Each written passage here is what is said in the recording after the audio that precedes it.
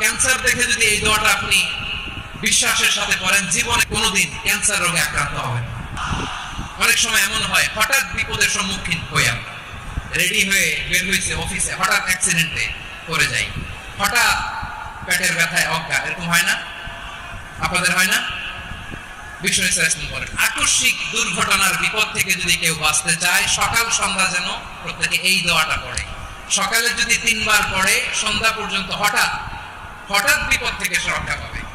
To be protected from sudden calamity, sudden disaster, sudden calamity, হঠাৎ বিপদ, হঠাৎ ভয়ঙ্কর কোন আকস্মিক বিপদ থেকে আল্লাহ বাঁচায় দিবে। সকালে পড়লে সন্ধ্যা পর্যন্ত প্রোটেক্টেড, সন্ধ্যাবেলায় যদি 3 বার পরে সকাল পর্যন্ত প্রোটেক্টেড। সুবহানাল্লাহ পড়ে।